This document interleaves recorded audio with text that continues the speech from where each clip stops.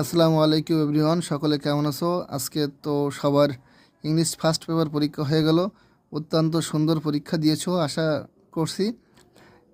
অধিকাংশই তোমাদের কতটা ভুল গেল কতটা সঠিক হলো মিলাইছো।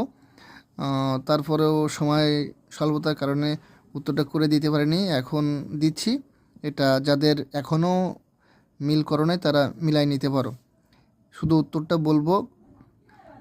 অধিকাংশ টিচার এক নম্বর এই যে 1 নম্বর টিকের ভিতরে এমসিকিউ এর ভিতরে যেগুলো করছে, উত্তর করছে সি নাম্বার ক্রাউডেড, কিন্তু মূলত উত্তর হবে ডিসোলেট, অর্থাৎ বি নাম্বার।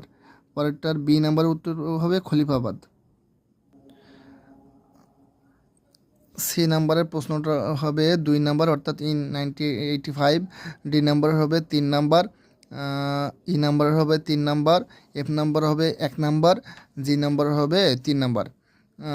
এখন আমরা চলে যাব 2 নাম্বার তো তোমরা নিজে নিজে করছো। এখন আমরা 3 নাম্বারের উত্তরটা দেখতে পারো, যাদের যা যা লিখছো তার সাথে মিলাই নাও।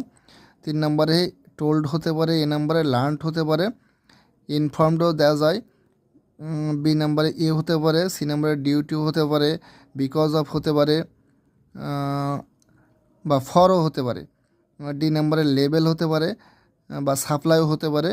ই নাম্বারে সুন হবে। এখন আমরা 4 নাম্বার প্রশ্নের সমাধানটা দেখব। প্রথমত 1 নম্বর ওয়েস্ট বেঙ্গল ইন্ডিয়া হবে, 2 নম্বরে বি নাম্বারে ইন 1904 হবে, আর 3 নম্বরে হলো ডিইউ ঢাকা ইউনিভার্সিটির হবে, আর 4 নম্বরে হবে ওয়াজ রিওয়ার্ডেড ইন ডক্টরেট ডিগ্রি, 5 নম্বর হবে বাংলা সাহিত্যের কথা। এখন আমরা কলামের উত্তরটা দেখব, অর্থাৎ টেবিলের উত্তর হলো এই তোমরা দেখতে পাচ্ছ। এর সাথে 4 নাম্বার 2 নাম্বার, বির সাথে 3 নাম্বার 4 নাম্বার, সির সাথে 1 নাম্বার 3 নাম্বার, ডির সাথে 5 নাম্বার 5 নাম্বার এবং ইর সাথে 2 নাম্বার এবং 1 নাম্বার মিল হবে। 7 নম্বরে রিয়ারেন্স তোমরা অলরেডি এখানে দেখতে পাচ্ছ। রিয়ারেন্স হলো প্রথমে হবে সি, বি, এ, এফ, এইচ, ই, জি। আমি আবারও বলছি, বা যারা এখন মিলাই নিচ্ছ তারা পজ করে এটা দেখতে পারো, সি, বি, ডি, এ, এফ, এইচ, ই, জি। সকলের জন্য শুভকামনা।